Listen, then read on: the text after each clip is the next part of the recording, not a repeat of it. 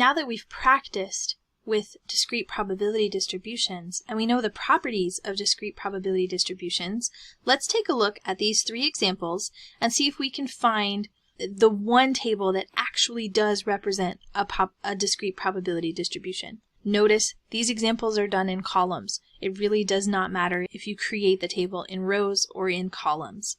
Which of the following is a discrete probability distribution and why? Remember, we have 2 big properties that we are concerned with. Our probabilities must be between 0 and 1, and the sum of all the probabilities must equal 1. Let's take the first table. Do you see anything wrong in the first table? A probability cannot be negative. So this first table automatically is not a discrete probability distribution. One of the probabilities is negative. It automatically disqualifies. How about the second one? Our probabilities look okay. They're all between 0 and 1. So now we need to add them up. And if we pull out our calculator,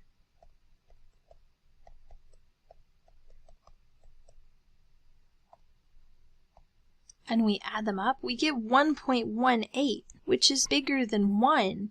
That's not allowed. The second one is not a discrete probability distribution because the sum of my probabilities is bigger than 1. I'm not allowed to have a sum of probabilities to be larger than 1. So in the last one, let's check it. All of our probabilities are between 0 and 1, and if we add them up,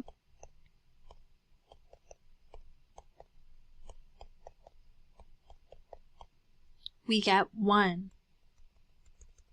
So this third one is a probability distribution because the probabilities are between 0 and 1 and the sum of all of the probabilities equals 1.